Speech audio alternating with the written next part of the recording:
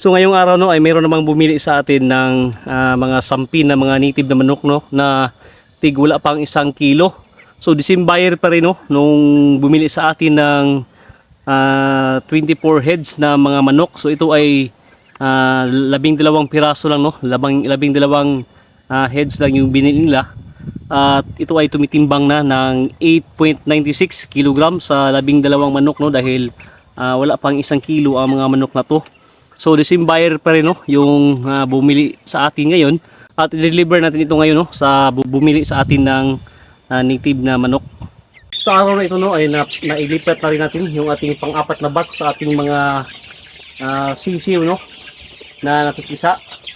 So ito ay nasa 90 heads na mga sisiw no at ito ay nasa 1 buwan mahigit, 1 buwan at 2 linggo. Pagkaraan no, ng mga halos 1 buwan dito ay saka natin sila pakawalan sa ating range area. Dito sa ating breeding pen number 2 ay kinuha na natin no, yung ating mga breeder dito at nilipat natin doon sa ating breeding pen number 1 dahil mag 2 taon na no, yung ating mga inahin doon. Yun ay due for culling na natin yung mga naunang inahin natin, kaya inilipat natin doon yung mga breeder natin dito sa ating breeding pen number 2 para dito natin no, i-grow out yung ating mga sisiw na pang-apat na batch. So ayan yung mga sisiw natin sa loob no. Ito naman dito no ay ito yung nailipat natin noong nakaraang video natin no. Medyo matagal tayo kasi hindi nakapag-upload dahil sa sobrang dami no ng ginagawa natin. Kaya ngayon lang tayo nakapag-update sa ating mga manok. Ito no ay ang batch number 3 at kanina ay dito tayo kumuha no ng mga ibinenta natin na mga tig 700 to 800 grams. Mostly dito sa mga manok dito no ay tumitimbang na ng 700 grams.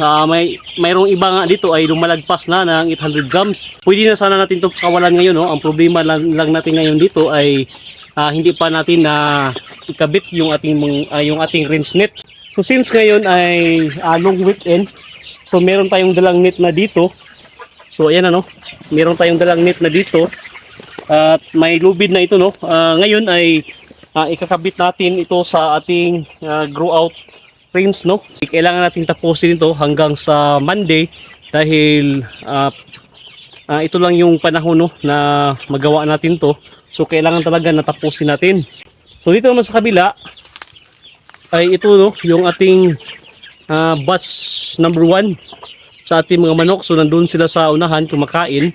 So yan na lang no, yung mga natira sa ating mga manok sa batch number 1 natin dahil yung iba nito ay naibenta na natin no. So lagpas kalahati na sa populasyon ng ating manok dito ang naibenta na natin.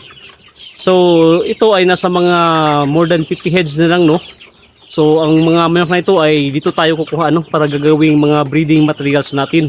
So mayroon na tayong mga napipiling mga gagawing breeding material dito at ito no ay ang pararamihin naman natin. Ito yung mga ipapalit natin no sa ating mga ikakal na mga inahin ngayong taon. So dito naman sa ating may pinyahan ay ito no, yung mga manok natin na sa ating batch number 2. Ito ay nagtatatlong buwan na no, nung nakaraang araw at tumitimbang na ito ng mahigit 1 kilo yung mga manok natin dito. So ito na naman yung ating ibebenta no, na mga manok.